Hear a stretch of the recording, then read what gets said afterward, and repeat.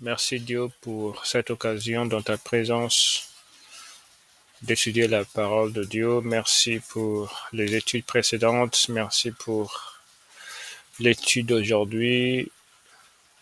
Je prie pour que euh, le Saint-Esprit prenne le contrôle de cette étude alors qu'on commence. Je prie pour que même les frères et sœurs qui ne sont pas avec nous, les, tu les appelles à table, Seigneur, pour qu'on mange ensemble ce mets délicieux qui est la parole de Dieu. Transformation que tu nous as prévue même dès les temps éternels, avant qu'on ne soit conçu et né, que cette transformation-là, au travers de cette étude, opère, soit mise en place dans notre vie. Je prie Seigneur, pour que même si l'étude paraît assez difficile à déchiffrer, tu nous fasses retenir l'essentiel de ce que tu voudrais qu'on retienne, Seigneur, afin qu'au sortir de cette étude, nous soyons édifiés, fortifiés, encouragés dans notre marche. Au nom de Jésus-Christ, nous avons prié. Amen. Amen. Amen. On va commencer par la lecture intégrale. On aborde maintenant le chapitre 12 d'Apocalypse. Donc, on va lire l'intégralité, donc les 18 versets. Et puis, on va se concentrer sur les 6 premiers versets qui vont faire l'objet de notre étude de ce soir. Entendu. Un grand signe parut dans le ciel, une femme enveloppée du soleil, la lune sous ses pieds, et une couronne de 12 étoiles sur sa tête. Elle était enceinte, et elle criait, étant en travail et dans les douleurs de l'enfantement. Un autre signe parut encore dans le ciel, et voici, c'était un grand dragon rouge ayant 7 têtes et 10 cornes, et sur ces 7 têtes, 7 diadèmes. Sa queue entraînait le tiers des étoiles du ciel et les jetait sur la terre. Le dragon se tint devant la femme qui allait enfanter, afin de dévorer son enfant lorsqu'elle aurait enfanté. Elle enfanta un fils, qui doit paître toutes les nations avec une verge de fer, et son enfant fut enlevé vers Dieu et vers son trône. Et la femme s'enfuit dans le désert, où elle avait un lieu préparé par Dieu, afin qu'elle y fût nourrie pendant 1260 jours. Et il y eut une guerre dans le ciel. Michel et ses anges combattirent contre le dragon, et le dragon et ses anges combattirent. Mais ils ne furent pas les plus forts, et leur place ne fut plus trouvée dans le ciel. Et il fut précipité, le grand dragon, le serpent ancien, appelé le diable et Satan, celui qui séduit toute la terre. Il fut précipité sur la terre, et ses anges furent précipités avec lui. Et j'entendis dans le ciel une voix forte qui disait, maintenant le salut est arrivé, et la puissance et le règne de notre Dieu, et l'autorité de son Christ, car il a été précipité l'accusateur de nos frères, celui qui les accusait devant notre Dieu jour et nuit. Ils l'ont vaincu à cause du sang de l'agneau et à cause de la parole de leur témoignage. Et ils n'ont pas aimé leur vie jusqu'à craindre la mort. C'est pourquoi réjouissez-vous, cieux, et vous qui habitez dans les cieux. Malheur à la terre et à la mer, car le diable est descendu vers vous, animé d'une grande colère, sachant qu'il a peu de temps. Quand le dragon vit qu'il avait été précipité sur la terre, il poursuivit la femme qui avait enfanté l'enfant mâle, et les 2 ailes du grand aigle furent données à la femme, afin qu'elle s'envolât au désert, vers son lieu, où elle est nourrie 1 temps, des temps et la moitié d'un temps, loin de la face du serpent. Et de sa bouche, le serpent lança de l'eau comme un fleuve derrière la femme, afin de l'entraîner par le fleuve. Et la terre secourut la femme, et la terre ouvrit sa bouche et engloutit le fleuve que le dragon avait lancé de sa bouche. Et le dragon fut irrité contre la femme, et il s'en alla faire la guerre au reste de sa postérité, à ceux qui gardent les commandements de Dieu et qui ont le témoignage de Jésus. Et il se tint sur le sable de la mer. Amen. Amen. On va relire Je prends 1 à 6. un assis. Un grand signe parut dans le ciel, une femme enveloppée du soleil, la lune sous ses pieds, et une couronne de 12 étoiles sur sa tête. Elle était enceinte et elle criait, étant en travail dans les douleurs de l'enfantement. Un autre signe parut encore dans le ciel, et voici, c'était un grand dragon rouge, ayant 7 têtes et 10 cornes, et sur ses têtes 7 diadèmes. Sa queue entraînait le tiers des étoiles du ciel et les jetait sur la terre. Le dragon se tint devant la femme qui allait enfanter, afin de dévorer son enfant lorsqu'elle aurait enfanté. Elle enfanta un fils qui doit paître toutes les nations avec une verre de fer. Et son enfant fut enlevé vers Dieu et vers son trône. Et la femme s'enfuit dans le désert, où elle avait un lieu préparé par Dieu afin qu'elle y fût nourrie pendant 1260 jours. Amen. Amen. Donc voilà les versets qui vont nous occuper ce soir. Mm. Euh, donc on va d'abord se concentrer sur les versets 1 à 4 et puis on va considérer 5 et 6. Mm.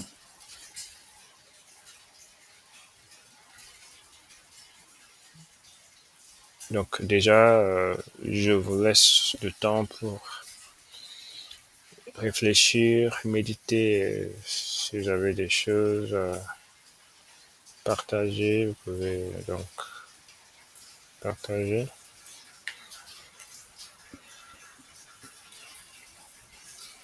Mm.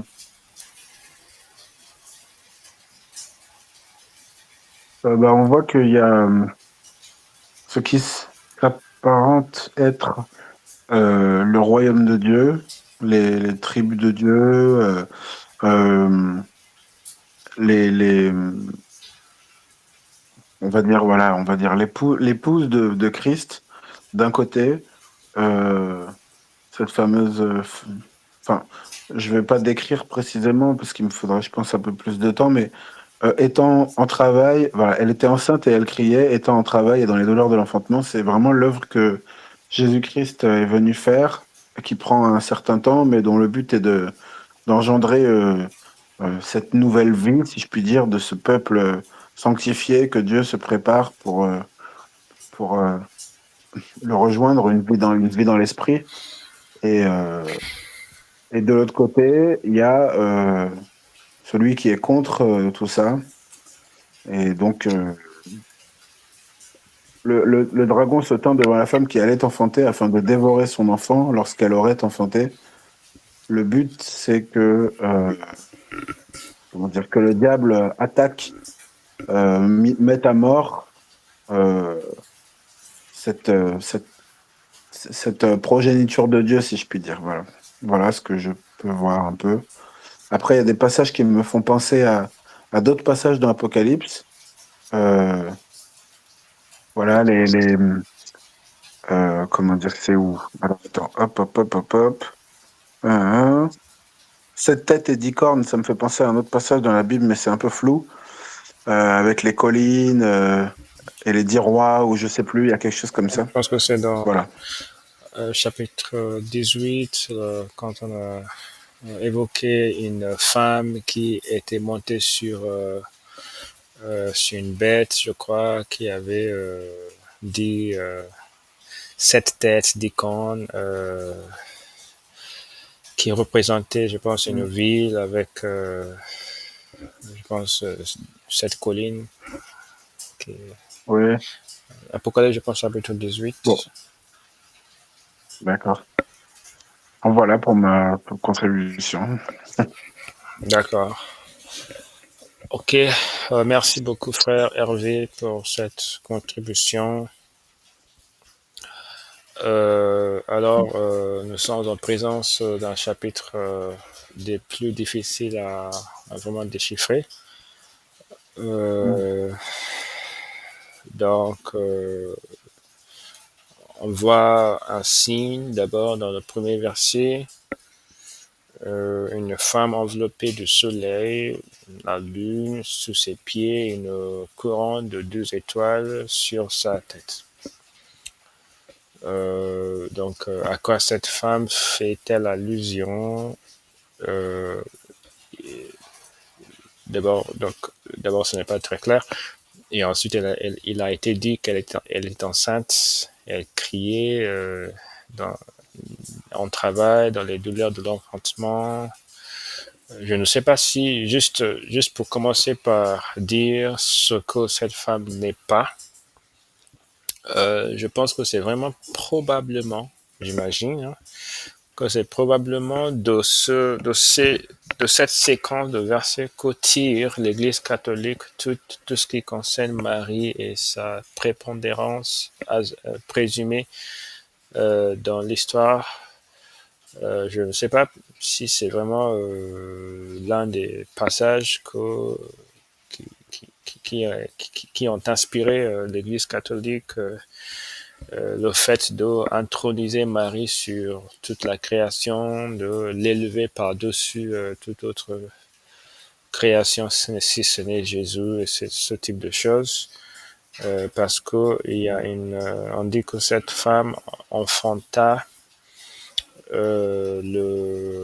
l'enfant qui devait paître toutes les nations. Et ailleurs dans la Bible, il y a cette notion de ce que Jésus-Christ allait paître les nations d'une veille de fer. On va voir ça tout à l'heure.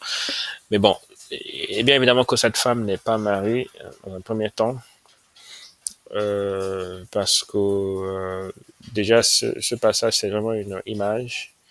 Et ailleurs dans la Bible, il n'a jamais été question d'une grande splendeur attribuée à Marie, etc.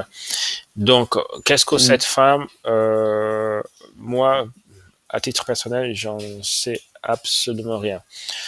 Ce que je vois, c'est que cette femme paraît comme une figure qui a une grande envergure. Je pense que c'est vraiment à ça que se rapportent ces représentations comme enveloppée du soleil, la lune sous ses pieds, étant couronnée de 12 étoiles. Je pense que c'est.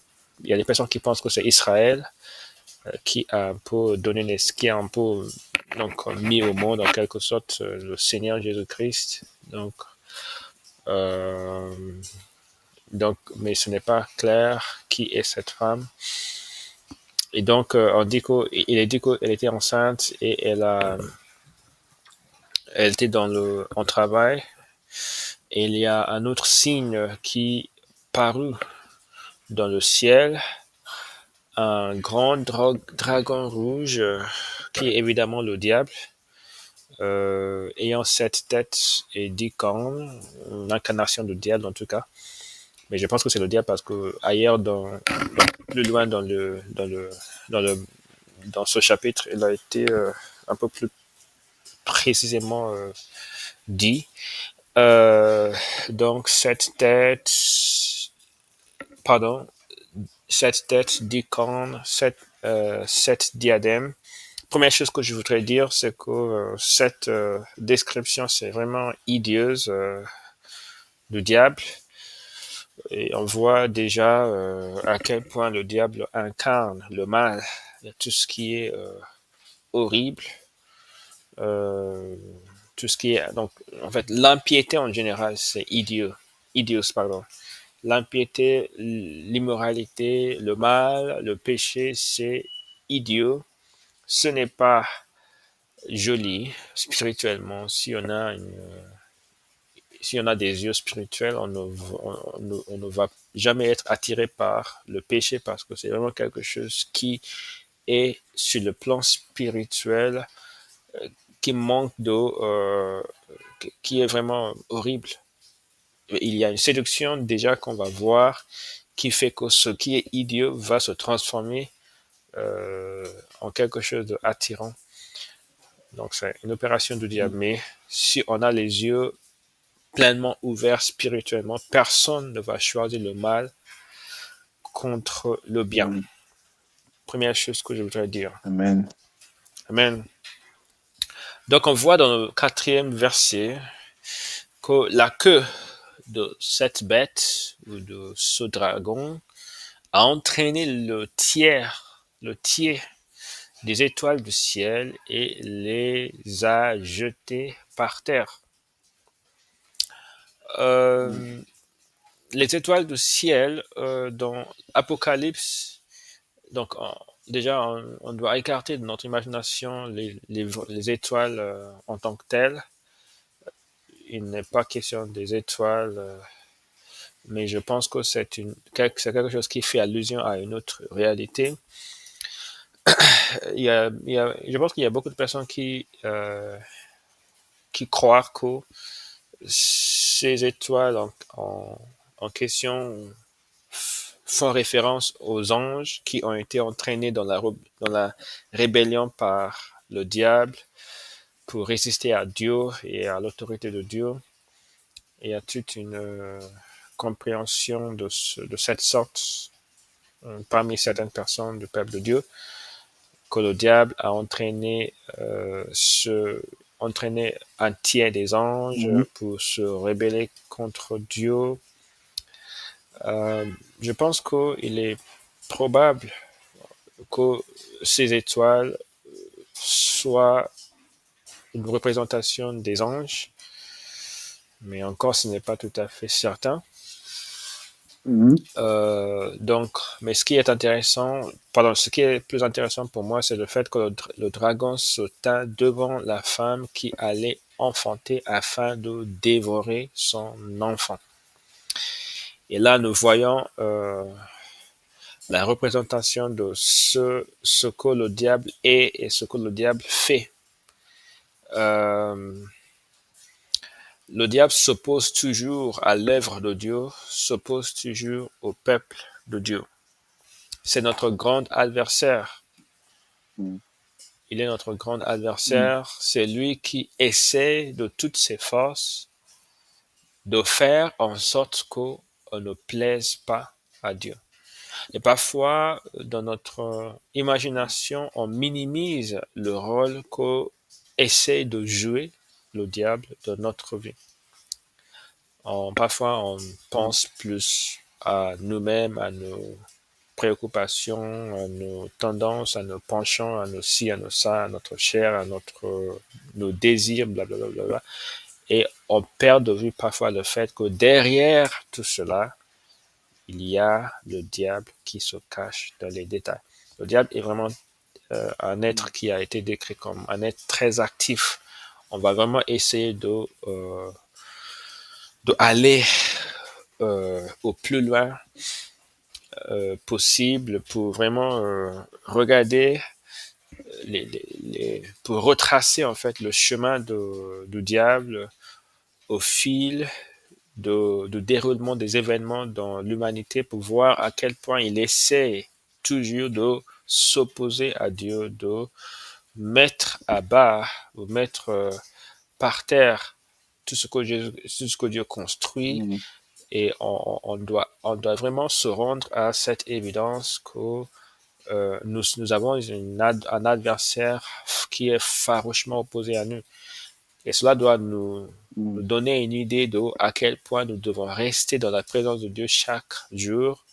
Nous avons vraiment un adversaire, nous sommes en guerre. Nous sommes vraiment en guerre. Et c'est vraiment dans toute la force du thème que je le dis. C'est-à-dire qu'on ne vit pas juste une vie et avec des tentations, avec des aléas de la vie. Nous sommes en guerre. Nous avons quelqu'un qui s'oppose, mais avec toute sa force à nous. et qui passe par toutes les choses par lesquelles il peut passer pour y arriver.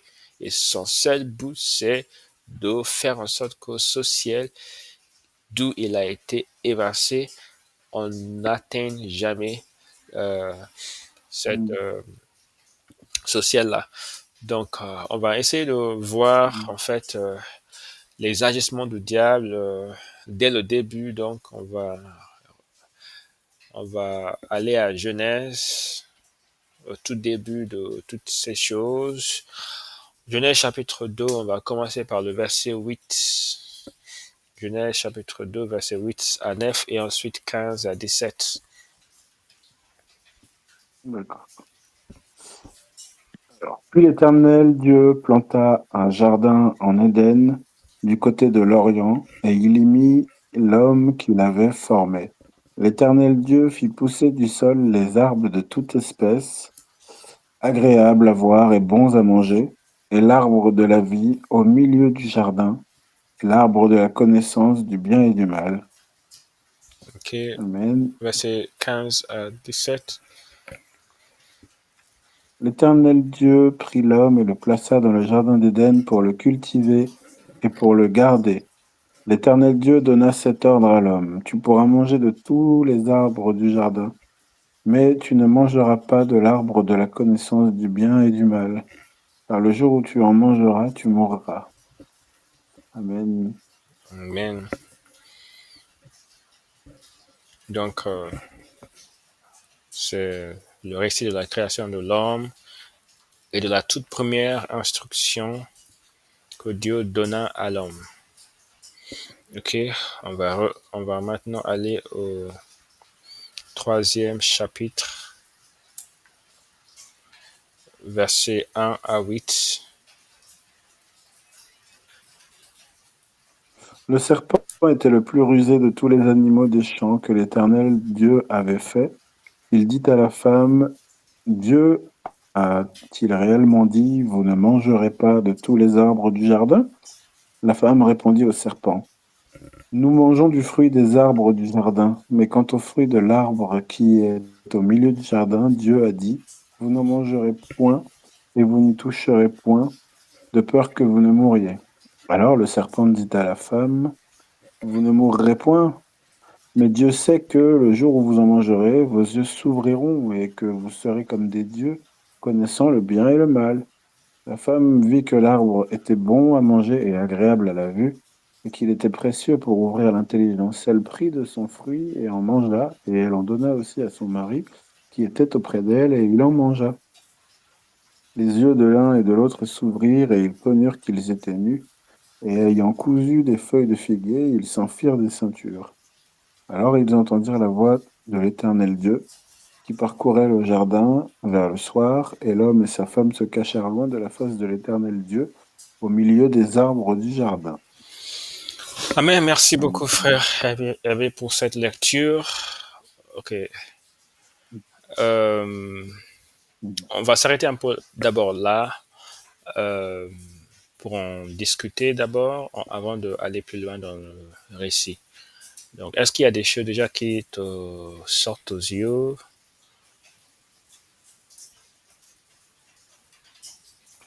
Euh, oui, ben, il est dit, le serpent était le plus rusé de tous les animaux des champs que l'Éternel Dieu avait fait. Donc, si je puis dire, est quelque chose que Dieu, qui vient de la création de Dieu, et il y a marqué qu'il est le plus rusé. Euh, Pas simplement rusé. Rusé, déjà, quelqu'un qui est rusé peut constituer une menace pour nous. Mais le plus rusé, c'est, c'est, c'est une grande menace. C'est la plus grande menace. Et donc, il est identifié tel quel. Et ensuite, on voit que euh, cette femme a reçu des instructions de la part de Dieu, avec des choses à faire et d'autres à ne pas faire. Et elle est en train de dialoguer avec ce serpent qui est le plus rusé.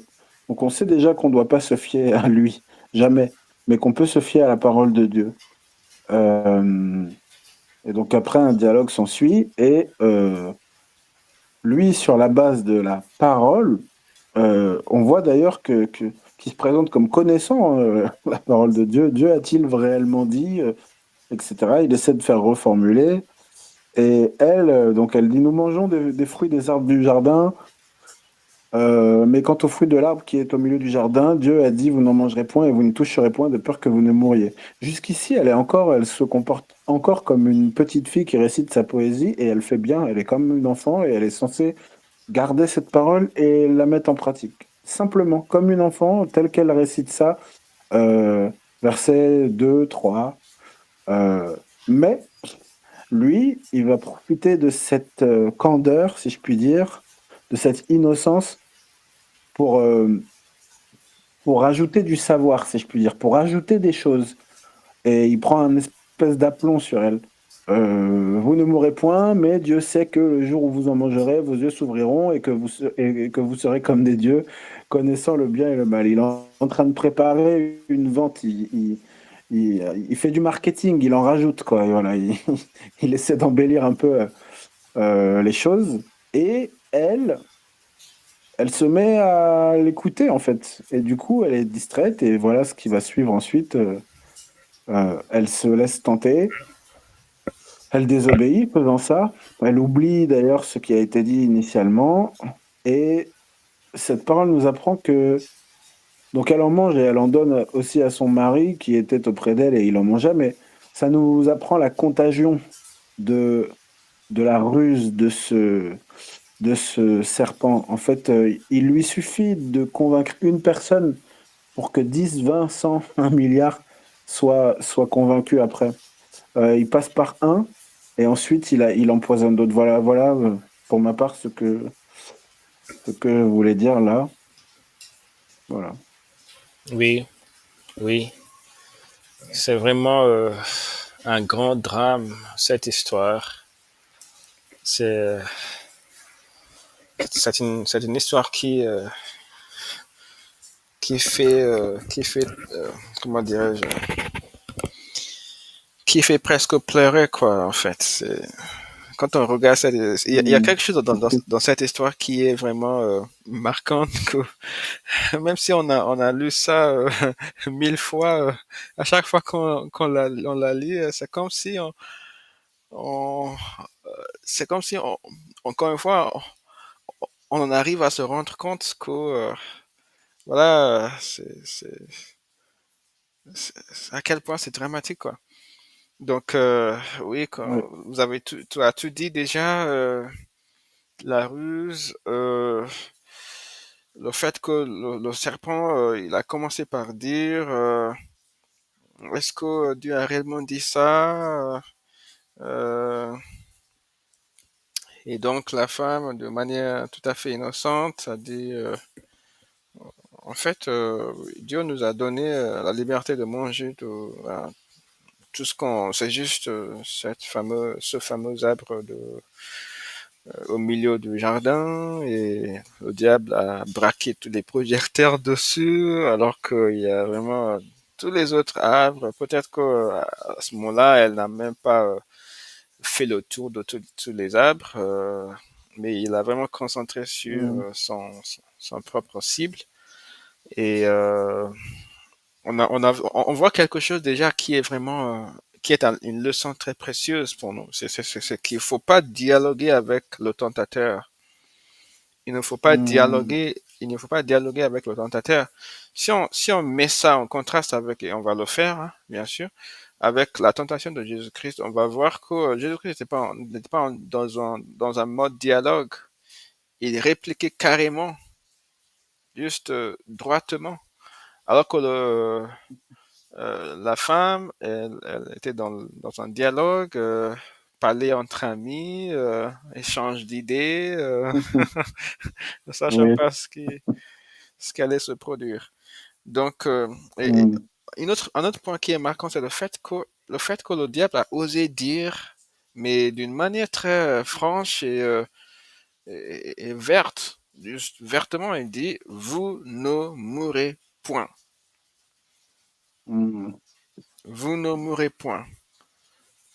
Et il a, un peu étayer ça par un mensonge disant que Dieu sait que le jour où vous en mangerez, vos yeux s'ouvriront, etc.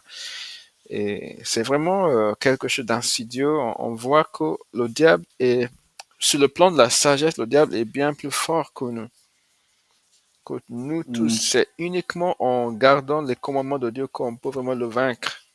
On ne peut jamais vaincre le Amen. diable en essayant de jouer coup, coup après coup sur son terrain, qui est le terrain de voilà, la ruse et la tromperie, la séduction. Il est vraiment le chef dans l'affaire. Donc, mais si on Mm. garde ce que Dieu nous a dit, si on s'y maintient, si on s'y maintient, c'est d'ailleurs pour cette raison que c'est très important pour nous, quand on voit les Écritures, de essayer le plus possible d'en rester là. Mm. D'en rester là. Même parfois, quand on ne comprend pas forcément pourquoi Dieu donne certaines instructions qui paraîtraient demander ou qui paraîtraient ne pas tenir compte de l'évolution qu'allait connaître l'humanité. En l'occurrence, par exemple, les rôles de la femme dans l'Église. C'est comme si Dieu ne savait pas Mm. quoi. À un moment donné, la femme aller s'affranchir, aller prendre une sorte de rôle à l'égalité avec l'homme. C'est parce qu'à l'époque où, pardon, je perds ma connexion. Hum, hum. Allô, vous m'entendez? Ah, là, c'est bon, il y a eu une coupure. Je me Oui, suis arrêté à le rôle de la femme dans l'église. oui, oui, ok, oui. Donc, on peut se dire que oui, c'est comme si Dieu ne savait pas qu'à un moment donné, la femme allait s'affranchir, elle allait, voilà, devenir un peu égale à l'homme, parce qu'à l'époque de Paul, il est évident que la femme ne pouvait même pas aspirer à une telle position. Et Mm. à partir du moment où ça s'est passé, voilà que l'Église a commencé à emboîter le pas aux tendances du monde. Et si on regarde Mm. ça de plus près, on voit que il y a quelque chose de, de genre de Dieu a-t-il réellement dit qui est là-dedans. Parce que ce qui a été dit n'est pas une chose qui est difficile à comprendre sur le plan de la grammaire, d'accord? Sur le plan Mm. de la langue, ce n'est pas, ça ne fait pas partie des phrases que les traducteurs vont, sous lesquelles les traducteurs vont insérer une petite note pour dire que traduction incertaine, certains pensent ci, certains pensent ça. C'est pas comme ça, c'est vraiment clair. Mais c'est vraiment, il y a ça. Il y a ça, c'est-à-dire que on doit essayer euh, de se tenir le plus proche possible avec toute la force que Dieu nous donne, euh, aux côtés de la parole de Dieu, parce que on voit déjà ce que le diable a fait. Il a commencé par poser cette question, est-ce que Dieu a vraiment dit cela? Et il a engagé en fait une réflexion plus approfondie du texte de Dieu, si je puis dire. Il a C'est essayé ça, de, c'est ça. oui, oui, et mais on a vu que malheureusement, c'est ça la stratégie du diable. Il entraîne quelqu'un dans une voie qui n'est pas celle de Dieu. Mais je pense que déjà, quand la femme a été en train de dialoguer comme ça, je ne sais pas si le Saint-Esprit, Adam et Ève avaient le Saint-Esprit à l'époque, ou je ne sais pas en fait. Mais en tout cas, il y avait quelque chose qui l'a freiné, j'imagine, en quelque sorte. Mais voilà, vous êtes dans une pente glissante, n'y va pas, euh, ne continue. Même peut-être qu'elle a un peu résisté, et elle a voulu explorer, etc. Donc il y a vraiment des leçons là-dedans. On va descendre, on va descendre. Maintenant, on va continuer 9 à euh, 9 à, on va juste lire la suite, 9 à 19, ce qui a suivi. D'accord. Mais l'Éternel Dieu appela l'homme et lui dit, où es-tu? Il répondit, j'ai entendu ta voix dans le jardin et j'ai eu peur parce que je suis nu et je me suis caché. Et l'Éternel Dieu dit, qui t'a appris que tu es nu? Est-ce que tu as mangé de l'arbre dont je t'avais défendu de manger? L'homme répondit, la femme que tu as mise auprès de moi m'a donné de l'arbre et j'en ai mangé. Et l'Éternel Dieu dit à la femme, pourquoi as-tu fait cela? La femme répondit, le serpent m'a séduite et j'en ai mangé. L'Éternel Dieu dit au serpent, puisque tu as fait cela, tu seras maudit entre tout le bétail et entre tous les animaux des champs. Tu marcheras sur ton ventre et tu mangeras de la poussière tous les jours de ta vie. Je mettrai l'inimitié entre toi et la femme, entre ta postérité et sa postérité. Celle-ci t'écrasera la tête, puis blessera le talon. Il dit à la femme, j'augmenterai la souffrance de tes grossesses et tu enfanteras avec douleur, et tes désirs se porteront vers ton mari, mais il dominera sur toi. Il dit à l'homme, puisque tu as écouté la voix de ta femme et que tu as mangé de l'arbre au sujet duquel je t'avais donné cet ordre, tu n'en mangeras point. Le sol sera maudit à cause de toi. C'est à force de peine que tu en tireras ta nourriture tous les jours de ta vie. Il te produira des épines et des ronces, et tu mangeras de l'herbe des champs. C'est à la sueur de ton visage que tu mangeras du pain jusqu'à ce que tu retournes dans la terre, d'où tu as été pris, car tu es poussière et tu retourneras dans la poussière. Amen. Mais, mais malheureusement, je vais juste lire le verset 22. L'Éternel Dieu dit, voici, l'homme est devenu comme l'un de nous pour la connaissance du bien et du mal. Empêchons-le maintenant d'avancer sa main, de prendre de l'arbre de vie, d'en manger et de vivre éternellement. Wow. Et l'Éternel Dieu le chassa du jardin d'Éden pour qu'il cultivât la terre d'où il avait été pris. C'est ainsi qu'il chassa Adam et il mit à l'orient du jardin d'Éden des chérubins qui agitent une épée flamboyante pour garder le chemin de l'arbre de vie. Enfin, je pense que c'est l'histoire la plus triste de la Bible, quoi. Sans aucun doute. Je peux imaginer la grande tristesse qui a envahi le cœur de Dieu à voir en fait ce drame se dérouler. Et ok, en comparant cela avec la tentative que le diable fit à l'encontre de notre Seigneur Jésus-Christ en essayant de vraiment le tenter pour qu'il pêche, Mm. il ne trouvait même ça inconcevable, le diable. Ouais. Ok, Matthieu chapitre 4, verset 1 à 12, à 11, pardon.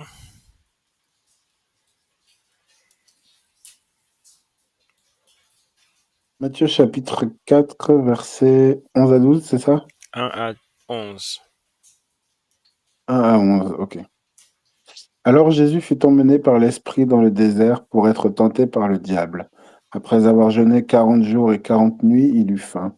Le tentateur s'étant approché, lui dit, si tu es fils de Dieu, ordonne que ces pierres deviennent des pains. Jésus répondit, il est écrit, l'homme ne vivra pas de pain seulement, mais de toute parole qui sort de la bouche de Dieu. Le diable le transporta dans la ville sainte, le plaça sur le haut du temple et lui dit, si tu es fils de Dieu, jette-toi en bas, car il est écrit, il donnera des ordres à ses anges, pardon, à ton sujet, et ils te porteront sur les mains, de peur que ton pied ne heurte contre une pierre. Jésus lui dit, il est aussi écrit, tu ne tenteras point le Seigneur, ton Dieu. Le diable le transporta encore sur une montagne très élevée, lui montra tous les royaumes du monde et leur gloire et lui dit, je te donnerai toutes ces choses si tu te prosternes et m'adores.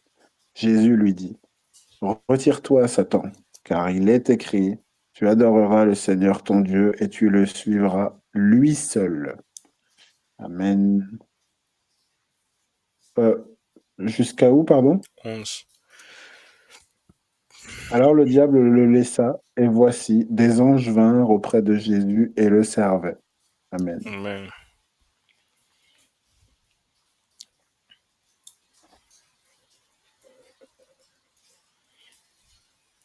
T'as des choses à dire?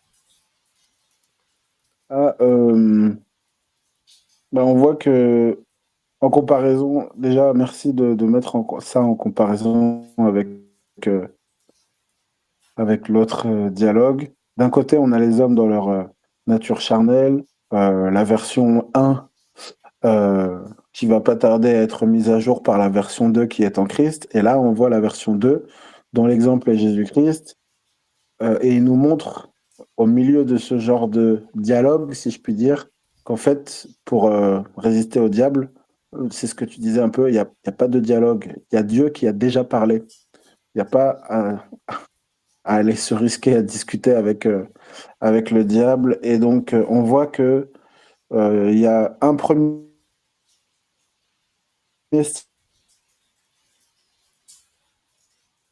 stimuli, une réponse droite, un troisième stimuli sur un lieu encore plus élevé, donc il fait ce qui peut faire pencher un homme. Donc, il va amplifier ses tentations. Euh, et Jésus finit par lui dire, en fait, il y en a qu'un seul, il y en a qu'un seul que je vais suivre, et c'est pas toi, quoi, voilà. Et donc, il le chasse. Voilà. Il n'y a pas à le voir comme quelque chose qui n'est pas une menace. C'est très riche, tout ce qu'on étudie ce soir. Gloire à Dieu. Alléluia. Alléluia. Amen. Mm. Donc, oui, effectivement, on voit ici que déjà, à aucun moment il nous faut obéir au diable. Ça, c'est un élément de base de notre marche chrétienne. Même si le diable essaie de se justifier par la parole, même si le diable essaie de prendre la parole pour nous dire, voilà, obéis donc dès que la chose sort du diable, il ne faut pas l'obéir. Et c'est très important parce qu'on voit ici que le diable, en fait, il cite la parole, il n'a pas peur. Il cite, il dit, voilà, il a été dit, euh, il donnera des ordres à ses anges à ton sujet, ils te porteront sur les mains, etc., pour dire que oui, tu peux m'obéir en toute, parce que tu n'as rien à craindre, tu n'as pas de souci à te faire. Obéir. Mais en fait, Mm. ce que Jésus-Christ se gardait de faire, c'était d'obéir aux demandes du diable. Il nous, et absolument, Mm. il nous voulait. On peut voir ici, par exemple, si on prend la première tentation, on voit ici, le diable lui suggère, vous avez faim, alors ordonnez à ce que ces pierres deviennent des pains.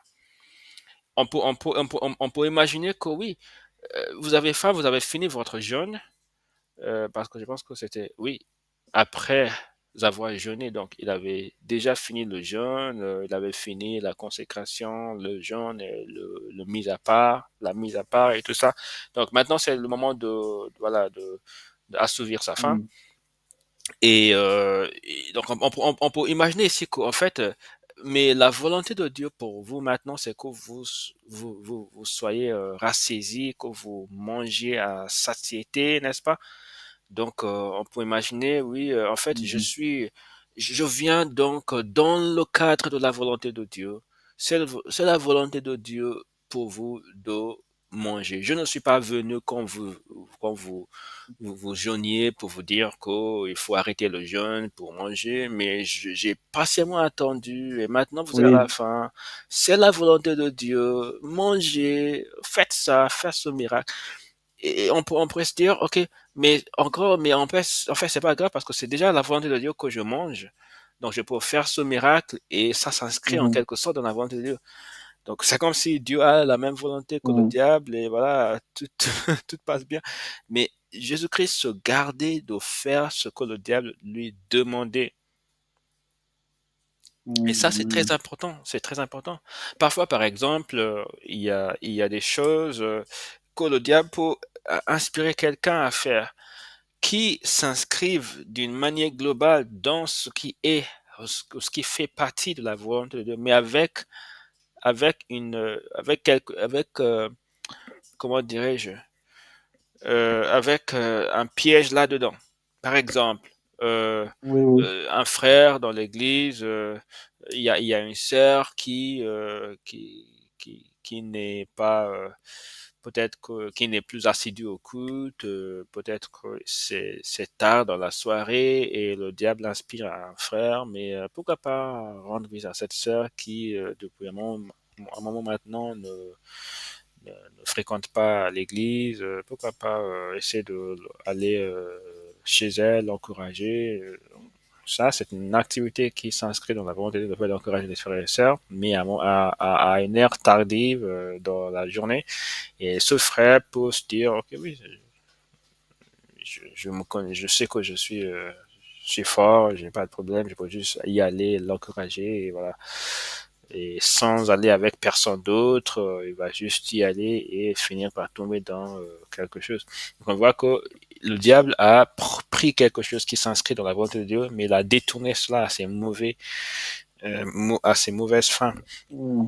Donc il y a tout un tas, en fait, je cite juste quelque chose qui est assez simple, mais il y a tout un tas de choses que le diable peut faire de la même manière qu'il a fait pour Jésus-Christ, mais le fait que cette chose-là soit une déformation de la parole, si on a une perspicacité spirituelle et si on prend conseil auprès des frères et sœurs plus avancés, on peut voir vraiment là où le diable se glisse, se faufile Mm. entre les différentes choses pour entraîner un chrétien à sa perte, à la ruine. Oui. Il y a différentes choses Mm. que le diable fait comme ça. Il inscrit les choses dans le cadre de quelque chose qui est voulu par Dieu, mais d'une manière insidieuse pour faire trébucher le chrétien. Oui. Donc, le fait que quelque chose vienne du Mm. diable, Amen, amen. c'est suffisant. C'est une raison suffisante pour qu'on dise non. On voit Oui. dans la deuxième tentation, il a dit, il a cité la Bible, que oui, vous pouvez faire ça, vous pouvez faire ce grand coup de force, peut-être pour vous remplir d'orgueil et de, je ne sais pas, juste quelque chose pour vous flatter, qui n'avait rien d'important. Pourquoi faire ça?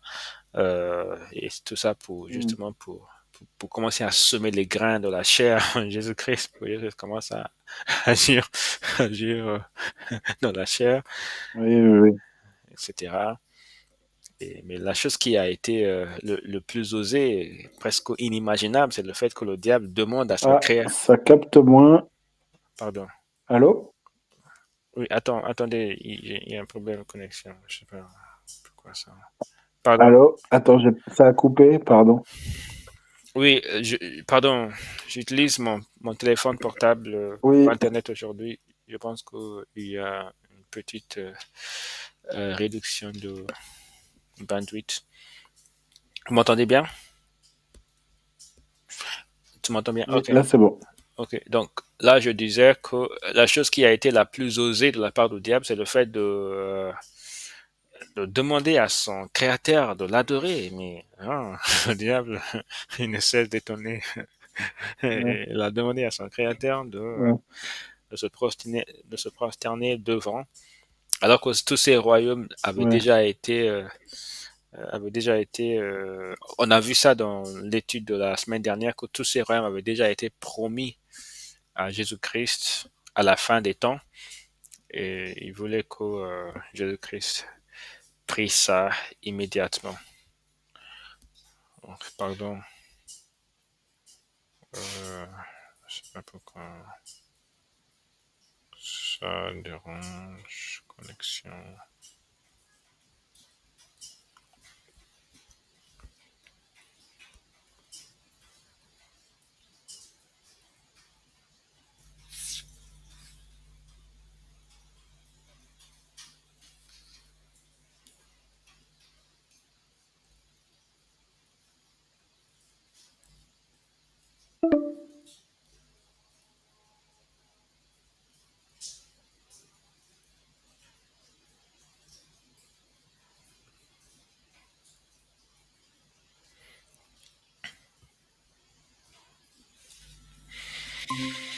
Allô? Pardon, j'ai des Non, problèmes c'est de bon. connexion actuellement. Je vais repartager. On retire les caméras. Je ne pense pas qu'il soit question de caméra. Je pense qu'il y a des interruptions périodiques. Ok, D'accord. on va continuer. Donc, oui, on a vu ça. On va maintenant passer à un autre épisode où le diable a malheureusement entraîné l'humanité dans une dérive catastrophique. Ok, Genèse chapitre 6. On va lire Genèse chapitre 6.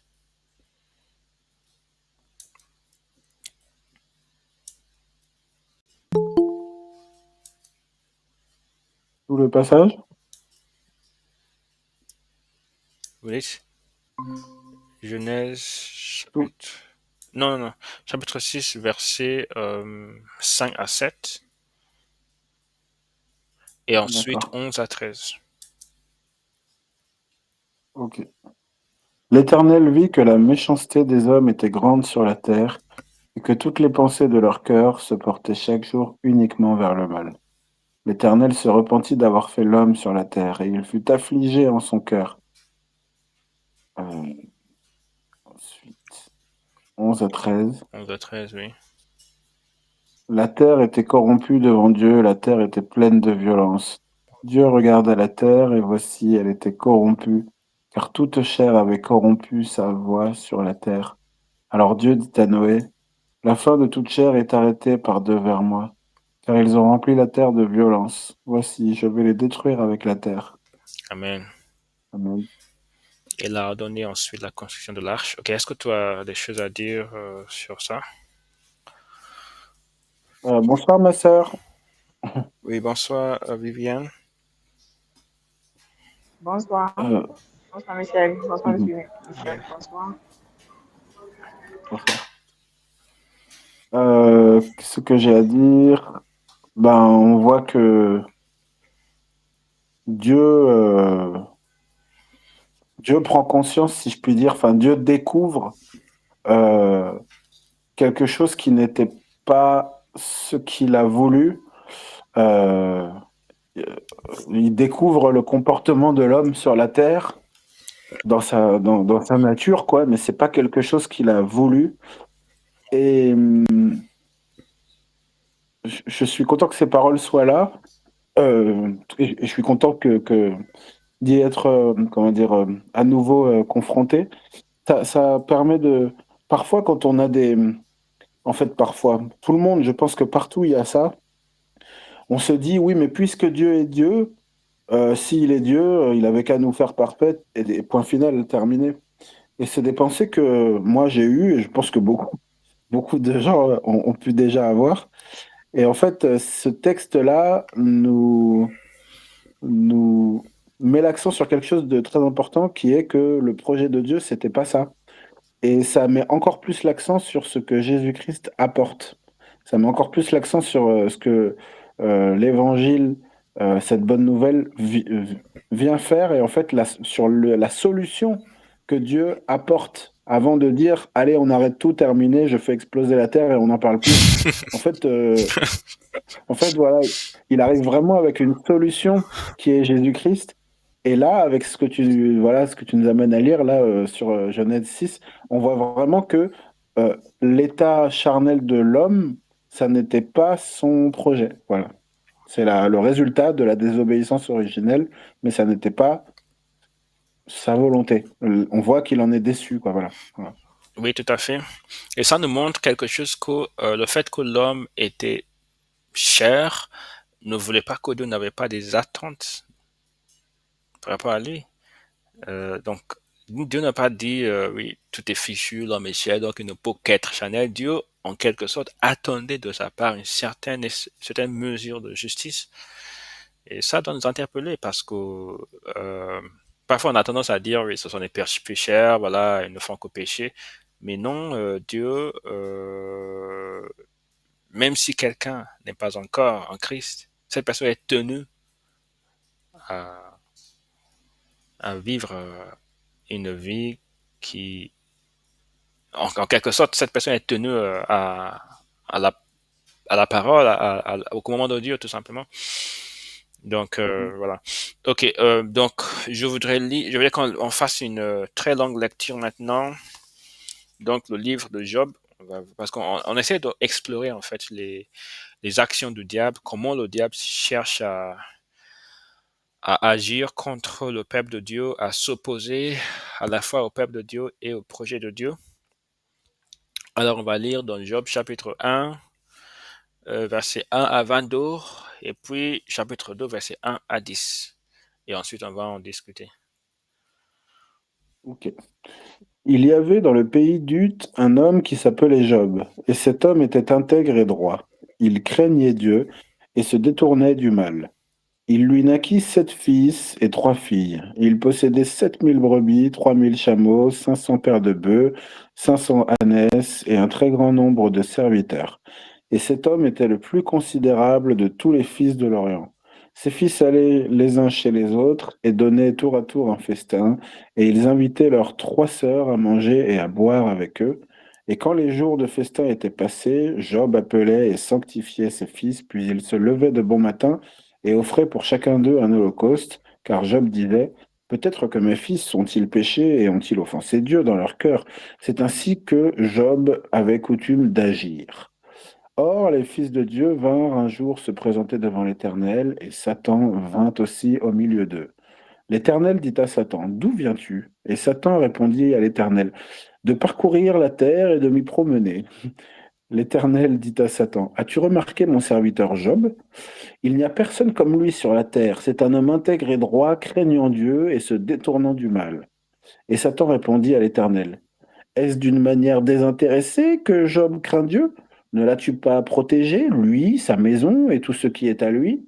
Tu as béni l'œuvre de ses mains et ses troupeaux couvrent le pays. Mais étends ta main, touche à ce qui lui appartient, touche à tout ce qui lui appartient, et je suis sûr qu'il te maudit en face. L'Éternel dit à Satan, voici, tout ce qui lui appartient, je te le livre. Seulement, ne porte pas la main sur lui. Et Satan se retira de devant la face de l'Éternel. Un jour que les fils et les filles de Job mangeaient et buvaient du vin dans la maison de leur frère aîné, il arriva auprès de Job un messager qui dit, les bœufs labouraient et les ânesses paissaient à côté d'eux. Des Sabéens se sont jetés dessus, les ont enlevés et ont passé les serviteurs au fil de l'épée. Et je me suis échappé, moi seul, pour t'en apporter la nouvelle. Il parlait encore lorsqu'un autre vint et dit, le feu de Dieu est tombé du ciel, a embrasé les brebis et les serviteurs et les a consumés. Et je me suis échappé, moi seul, pour t'en apporter la nouvelle.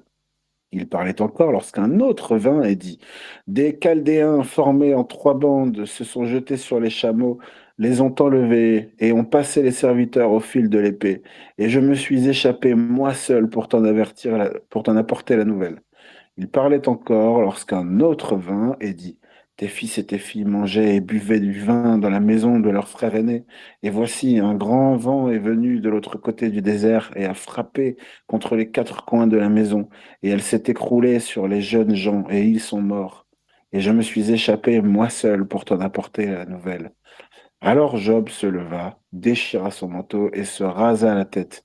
Puis se jetant par terre, il se prosterna et dit, je suis sorti nu du sein de ma mère, et nu je retournerai dans le sein de la terre. L'Éternel a donné, et l'Éternel a ôté. Que le nom de l'Éternel soit béni. En tout cela, Job ne pécha point et n'attribua rien d'injuste à Dieu. Amen. Amen. Chapitre 2, verset 1 à 10.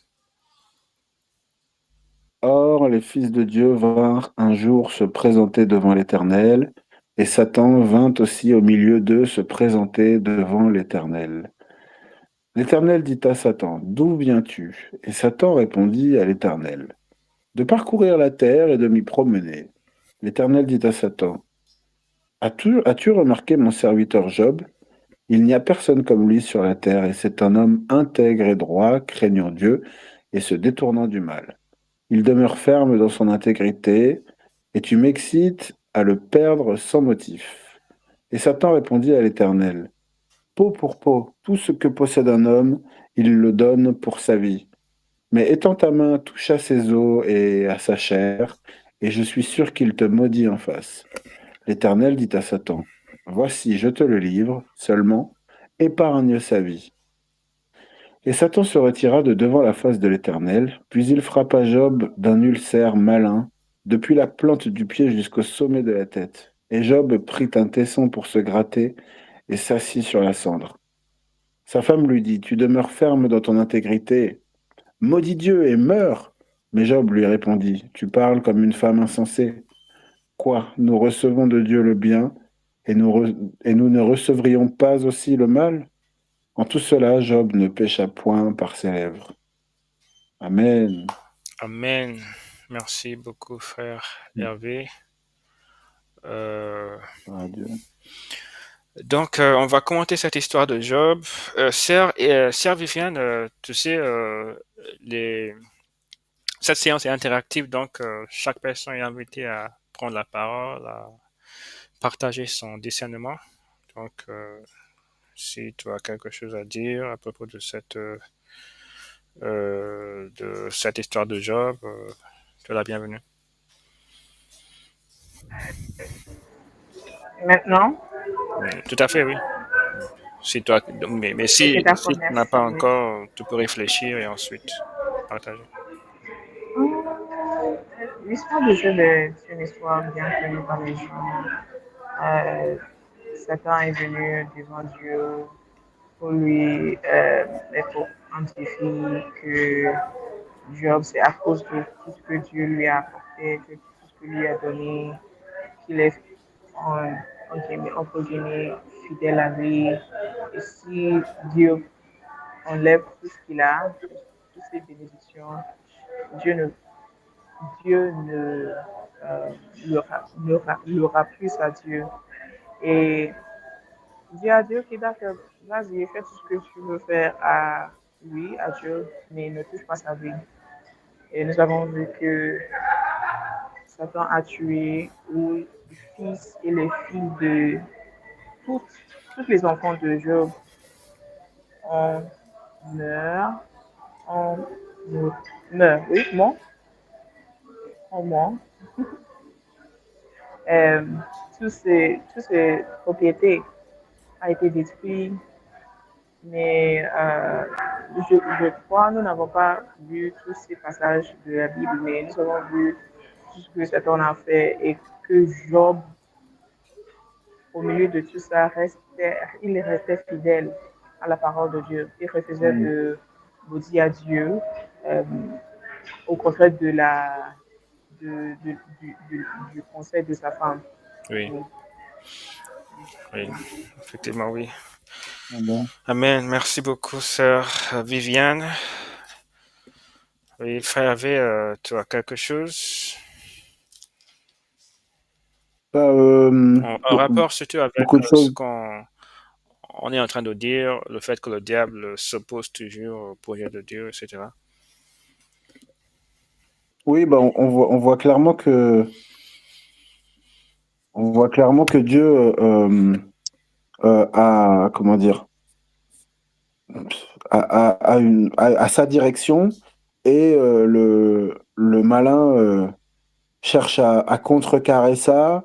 C'est comme s'il trouvait ça, il fallait déranger, voilà, il fallait Oui, il se perturber, il faisait fallait, un malin plaisir à le faire. voilà, c'est ça, c'est comme il veut interrompre, il veut déranger, il veut détruire, il veut dévier, il veut nous distraire, etc.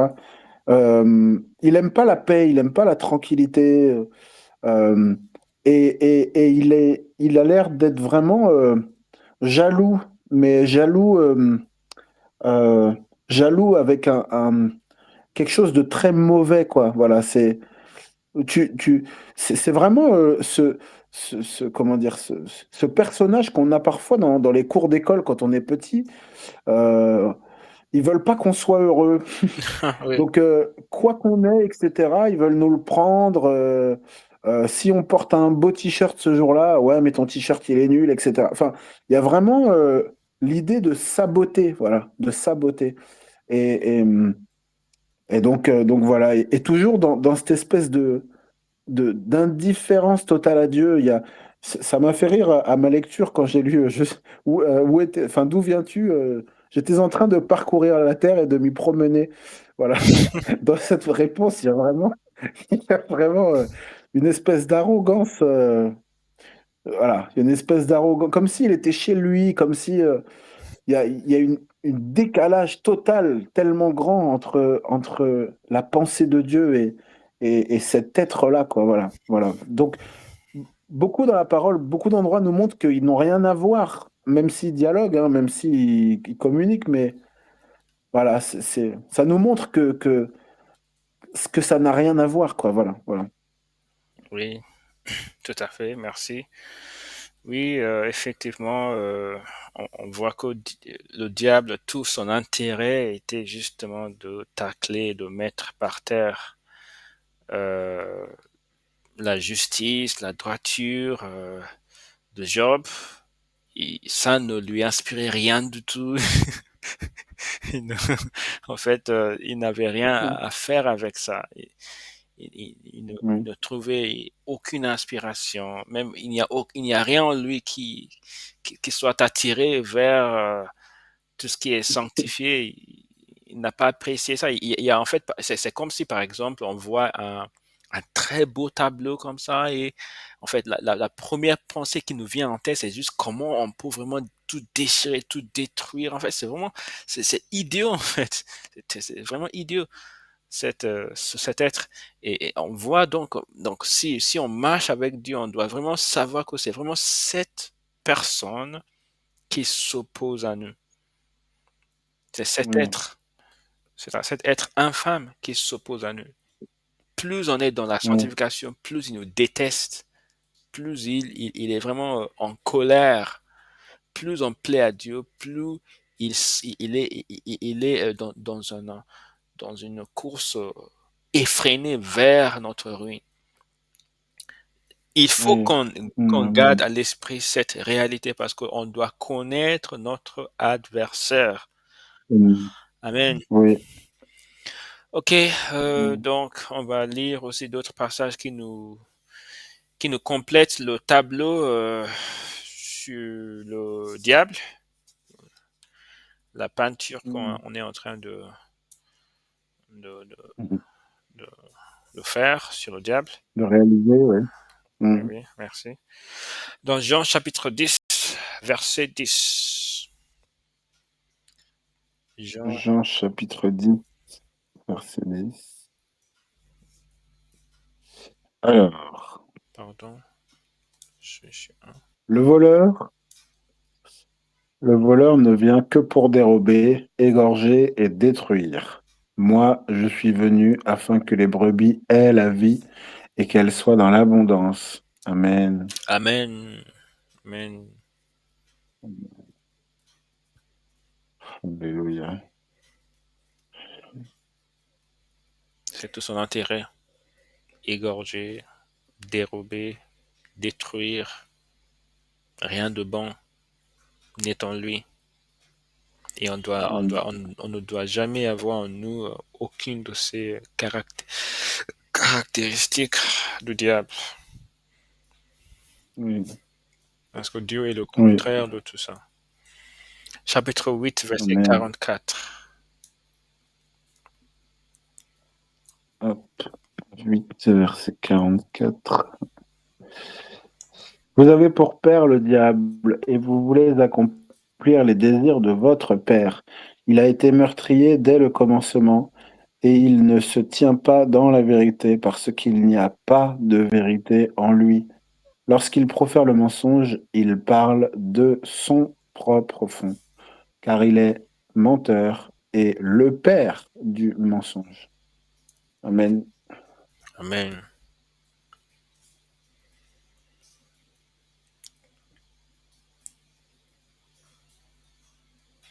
Oui, cette phrase, c'est une phrase qui, par la grâce de Dieu, m'est parfois venue en pensée pour me ramener sur le droit chemin.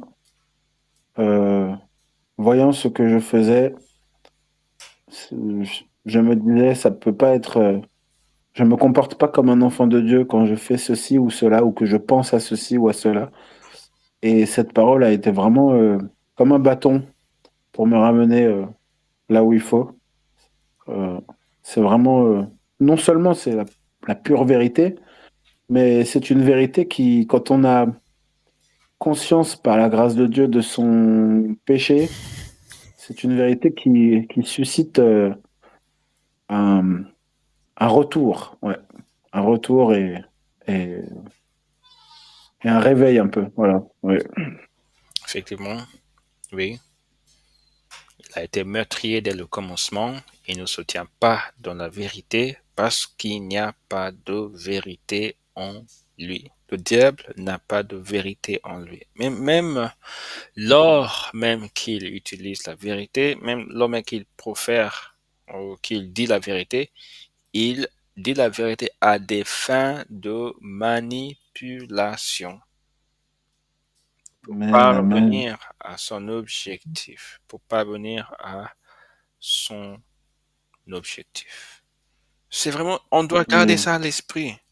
Le diable a raconté différentes vérités à Jésus-Christ. Euh, les anges vont s'occuper de toi. Oui, c'est vrai qu'aussi Jésus-Christ était en train de se glisser d'une falaise très escarpée. Forcément, les anges se seraient occupés de lui, effectivement. Donc, mais Mm, ici, ce n'est pas le cas. C'est le diable qui dit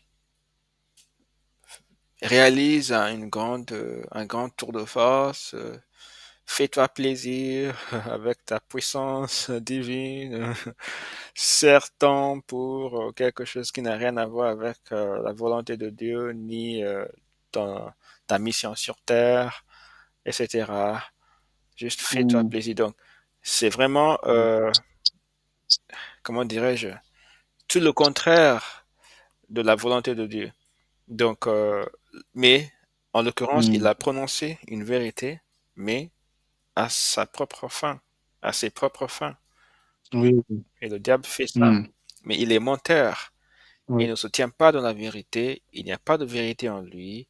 Lorsqu'il profère le mensonge, c'est son propre identité. C'est son identité à lui. Son, il est le père du mensonge. Tout mensonge, quel qu'il soit, remonte en fin de compte à son père. Et le fruit, tout ça se Mm, retrace vers le diable. C'est pour ça qu'on ne doit pas mentir, on ne doit pas être dans le mensonge, parce que le mensonge mm, n'a rien à voir avec le Seigneur. mm. Voilà. Amen, amen. Ok, on va revenir à Apocalypse chapitre 12. On a fait un grand détour et on y revient. On y revient pour traiter de la dernière aspect, du dernier aspect de la euh, du caractère du diable qu'on va considérer et ensuite pour reprendre le fil de notre discussion sur Apocalypse chapitre 12.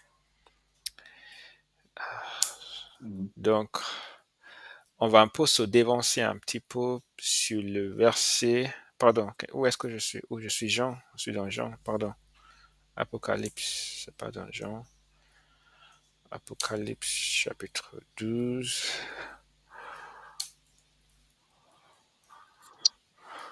Verset, donc, je vais juste lire verset 10.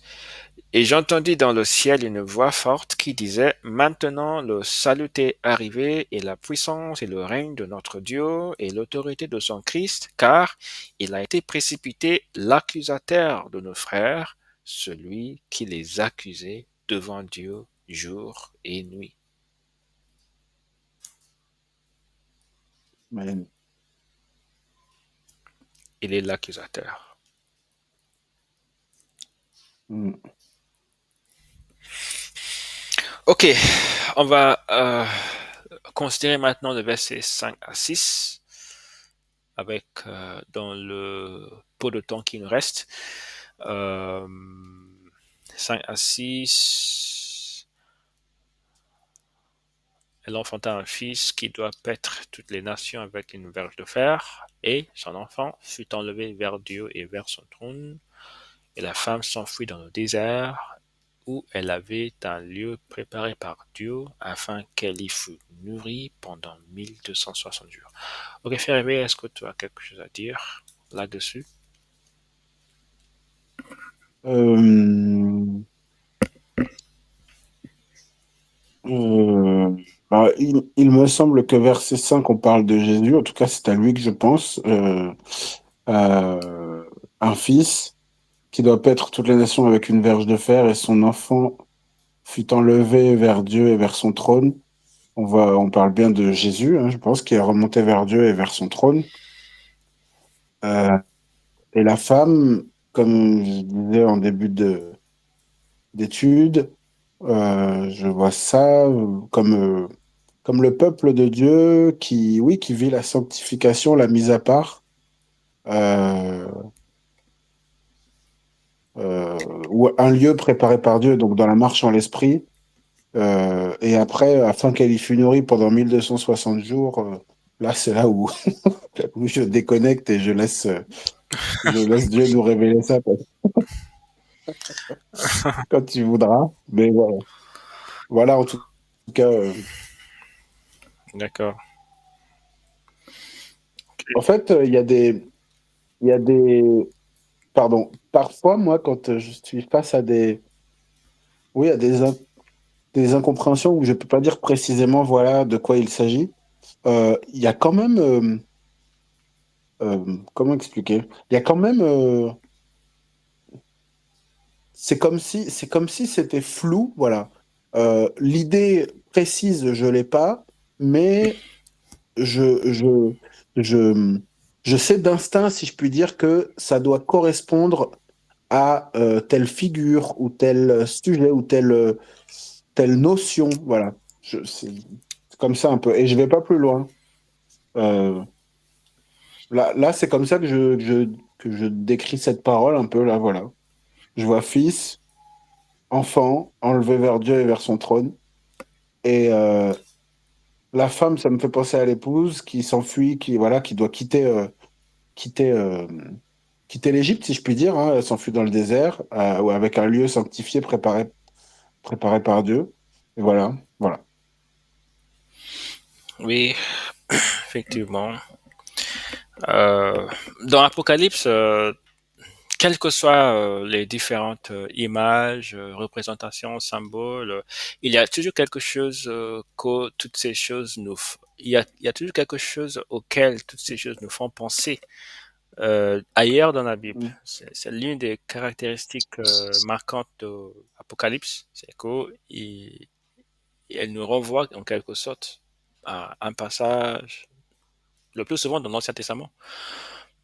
Par exemple, le fait que cette femme s'enfuit dans le désert, ça rappelle vite à notre mémoire Agar, la servante d'Abraham, qui avait été chassée par lui à l'instigation de Sarah, parce qu'elle se moquait de Sarah, qui n'avait pas encore d'enfant. Ah oui. Elle s'est rendue dans un désert, etc. Il y a toujours ce type de choses même s'il n'y a pas de lien forcément, mais il y a toujours, Mm. voilà. Mm. Donc, ok, merci Hervé pour ta contribution. Donc, on voit le Fils qui doit paître les nations. On va lire d'autres passages sur ça. Psaume chapitre 2, versets 8 à 9 et Apocalypse chapitre 19, verset 15. D'abord, Psaume chapitre 2, verset 8 à 9. Verset 8.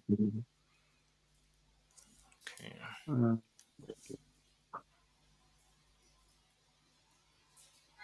Psaume 2, verset 8 et 9. Alors, hop.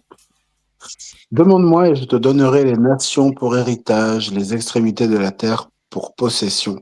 Tu les briseras avec une verge de fer, tu les briseras comme le vase d'un potier. Amen. Ouais. Oui, Amen. donc en référence à notre Seigneur Jésus-Christ, Apocalypse 19, 15.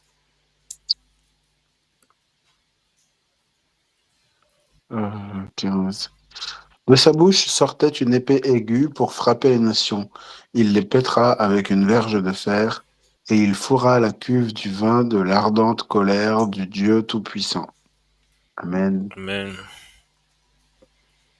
Amen. Ok, je vais revenir au chapitre 12. Euh, donc, il a été dit que la femme s'enfuit dans le désert où elle avait un lieu préparé par Dieu afin qu'elle fût nourrie pendant 1260 jours. Et cela nous montre quelque chose que Dieu protège les siens. C'est vraiment ce que je retire de cette partie de la séquence, que Dieu, il, euh, se, il se donne toujours le devoir de protéger ses enfants.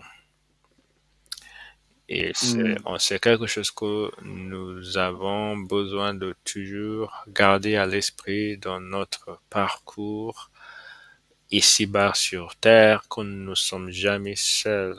Dieu est notre protecteur ici. Il ne nous laisse jamais seuls, il ne nous abandonne jamais, il ne nous délaisse jamais. 2 Timothée chapitre 4, je vais lire verset 18. Le Seigneur me délivrera de toute œuvre mauvaise. Il me sauvera pour me faire entrer dans son royaume céleste. À lui soit la gloire au Amen. siècle des siècles. Amen. Amen. Amen. Il me délivrera de toute œuvre mauvaise. On doit se réclamer de cette promesse. On doit s'en saisir, s'y accrocher et, et la transformer en sujet de prière, de louange et d'adoration, d'action de grâce. Amen. Amen. Il me Amen. sauvera pour me faire entrer dans son royaume céleste. À lui soit la gloire au siècle des siècles. Dans Matthieu chapitre 6, verset 12, on arrive à la fin presque de notre séance. Verset 12, il est dit, pardon, verset 13, ne nous induis pas en tentation, mais délivre-nous du malin. Il est notre Mm, délivreur, notre protecteur, mm, celui qui nous délivre. mm, Finalement, mm. frère Révé, j'aimerais bien que tu nous lises ce psaume qui nous encourage de la protection de Dieu. Dieu nous protège. Psaume 91, tous les versets de ce psaume. Cette psaume. Celui qui demeure sous l'abri du Très-Haut repose à l'ombre du Tout-Puissant. Je dis à l'Éternel, mon refuge et ma forteresse, mon Dieu en qui je me confie, car c'est lui qui te délivre du filet de l'oiseleur, de la peste et de ses ravages. Il te couvrira de ses plumes et tu trouveras un refuge sous ses ailes. Ta fidélité est un bouclier et une cuirasse. Tu ne craindras ni les terreurs de la nuit, ni la flèche qui vole de jour, ni la peste qui marche dans les ténèbres, ni la contagion qui frappe en plein midi. Que 1000 tombent à ton côté et 10 000 à ta droite, tu ne seras pas atteint. De tes yeux seulement tu regarderas, et tu verras la rétribution des méchants. Car tu es mon refuge, ô Éternel. Tu fais du Très-Haut ta retraite. Aucun malheur ne t'arrivera, aucun fléau n'approchera de ta tente, car il ordonnera à ses anges de te garder dans toutes tes voies. Ils te porteront sur les mains, de peur que ton pied ne heurte contre une pierre. Tu marcheras sur le lion et sur l'aspic, tu fouleras le lionceau et le dragon. Puisqu'il m'aime, je le délivrerai, je le protégerai. Puisqu'il connaît mon nom, il m'invoquera et je lui répondrai. Je serai avec lui dans la détresse, je le délivrerai et je le glorifierai. Je le rassasirai de longs jours et je lui ferai voir mon salut. Amen. Gloire à Dieu. Amen. Amen. Ah oui. Mm. Amen. Cette psaume, on ne doit jamais le perdre de vue parce que ce sont des choses qu'on peut dire à Dieu et qui peuvent attirer ou déclencher une réponse de la part de Dieu. Donc, parce que la parole de Dieu, c'est quelque chose qu'on peut lui raconter et qui peut susciter de sa part une action en notre faveur. Il a promis de nous protéger et il va tenir sa parole. Donc, quels que soient les Amen. différents aléas de la vie, on ne doit jamais se considérer comme une personne. Je veux vraiment insister sur ça, d'accord? On ne doit pas, en tant que chrétien, se considérer comme n'importe qui dans ce monde. On ne doit pas imaginer Mhm. que nous, parce que c'est contre la foi. Si on se considère comme n'importe qui, et juste comme le sujet de tous les aléas qui peuvent arriver à n'importe quand, c'est comme si on n'a plus la foi. Imaginons que Jésus-Christ se considérait comme ça, ou l'apôtre Paul, l'apôtre Pierre, ces personnes à qui Dieu avait donné une mission particulière à accomplir. Est-ce que ces personnes se considéraient comme ça? Non. Ces personnes se considéraient comme ayant véritablement leur vie entre, de la manière la plus littérale possible, les mains de Dieu. Et c'est comme ça que Dieu veut qu'on se Mhm. considère, que notre vie est entre ses mains. Amen. Amen. Amen. Donc, Mhm. nous voilà à la fin d'une étude assez compliquée, difficile, chapitre 12. À chaque chapitre qu'on aborde, je me dis parfois, voilà, dans quel embarras le frère Hervé m'a mis, et comment je vais m'en tirer. Mais Dieu nous aide petit à petit. Ok. Euh, Mhm. donc, frère Hervé, tu peux nous faire faire pour nous la prière de clôture. Mhm. Père, merci, vraiment merci pour ta grâce. Alléluia. Seigneur Jésus-Christ, merci pour ta vie. Merci pour ta patience. Merci pour ton exemple. Oh, merci pour ta parole aussi. Gloire à Dieu. Merci pour ce temps béni, précieux que nous avons où on peut passer du temps pour manger vraiment, méditer cette parole et elle nous fait du bien et j'espère qu'elle, que par ton Saint-Esprit, tu pourras continuer de nous rassasier encore, voilà, avec ce qu'on a pu voir ce soir, ce dont on a pu se souvenir, se renforcer, gagner en maturité sur certains points, être édifié, être fortifié, s'enraciner dans certaines choses aussi. Je suis content parce que j'avais besoin de manger certaines vitamines spirituelles, si je puis dire, et tu me les as données ce soir. Alléluia.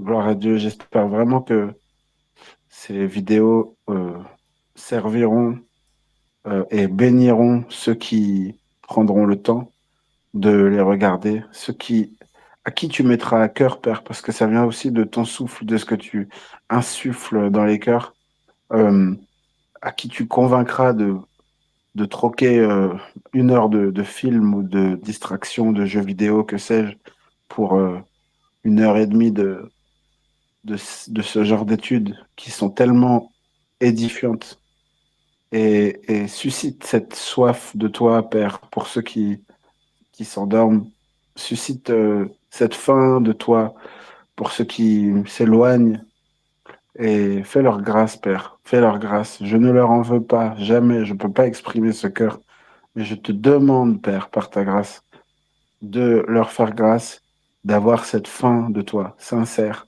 celle qui donne envie de t'appeler, de te chercher, de revenir à toi et de se laisser confronter par le miroir de ta parole, si je puis dire. Je te demande vraiment, Père, que tu puisses exaucer cette prière.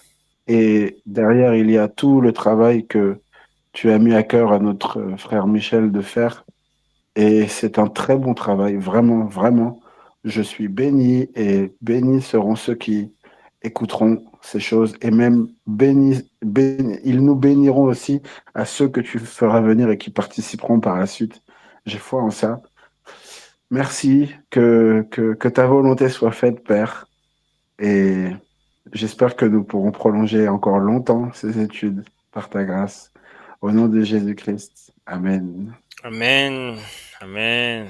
Par la grâce de Dieu, que Dieu te bénisse infiniment. Amen. Que Dieu te bénisse. Amen. Merci, mon frère. J'ai bien mangé spirituellement ce soir, vraiment. Oui, gloire à Dieu. Amen. Amen. À bientôt. À bientôt.